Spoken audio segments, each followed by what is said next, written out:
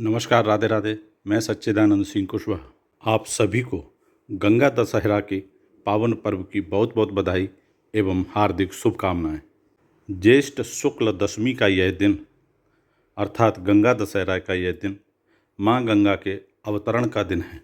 यह दिन बहुत ही शुभ और लाभकारी होता है। इस दिन पुण्य सलिला गंगा का जन्मदिन मनाया जाता है। माँ गंगा को भूतल पर लाने की योजना महाराज सगर ने बनाई थी। महाराजा सगर के 60,000 पुत्रों ने मिलकर अपने श्रम को सफल बनाया था। गंगा दशहरा के दिन गंगा स्नान का विशेष महात्म बताया गया है। यदि किसी भी कारण से गंगा दशहरा के शुभ दिन पर गंगा स्नान का विधान न बन पाए तो किसी भी नदी में तिलोदक देने का विधान भी बताया गया है।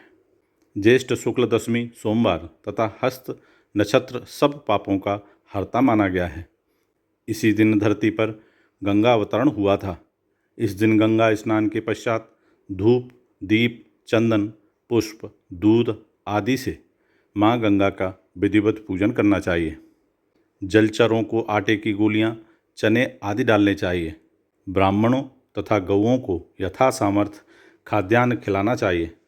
इस दिन गंगा पूजन तथा गंगा स्नान से व्यक्ति सारे पापों से मुक्त हो जाता है। गंगा जल समस्त रोगों का नाशक है।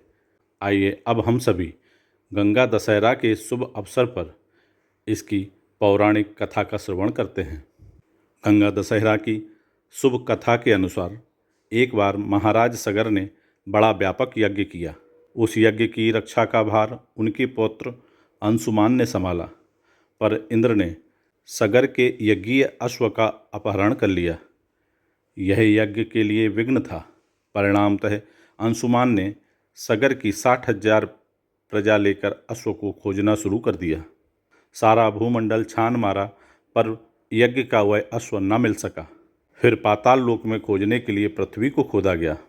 पृथ्वी को खोदने पर क्या देखते हैं कि साक्षात भगवान महर्षि कपिल के रूप में तपस्या कर रहे हैं।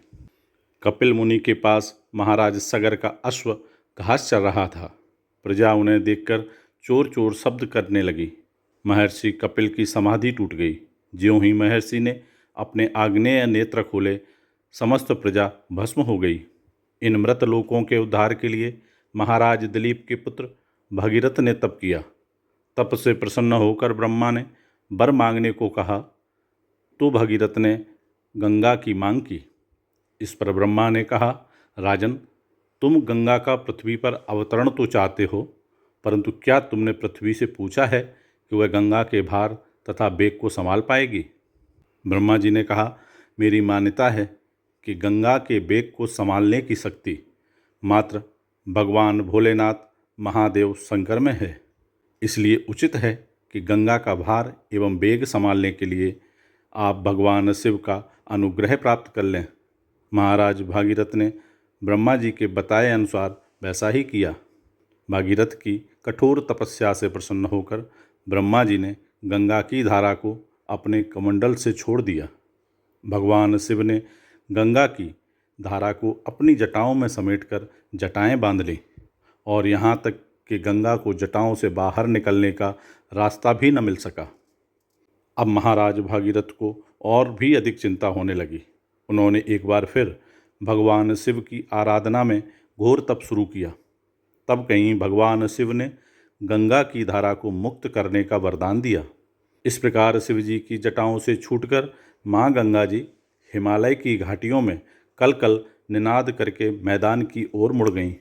इस प्रकार भागीरथ पृथ्वी पर गंगा अवतरण करके बड़े भाग्यशाली हुए। उन्होंने जनमानस को अपने पुण्य से उपकृत कर दिया।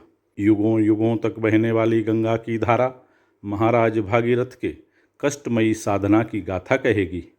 माँ गंगा प्राणी मात्र को जीवन दान ही नहीं देती बल्कि मुक्ति भी देती हैं। इसी कारण भारत तथा विदेशों तक में माँ गंगा की महिमा गाई जाती है।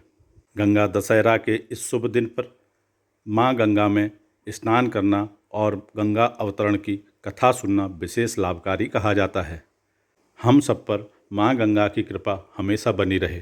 इन्हीं शुभकामनाओं के साथ फिर मिलूँगा एक नए वीडियो में। तब तक आप सभी स्वस्थ रहें, हंसते रहें, मुस्कुराते रहें। जय श्री राधे राधे। हर हर गंगे।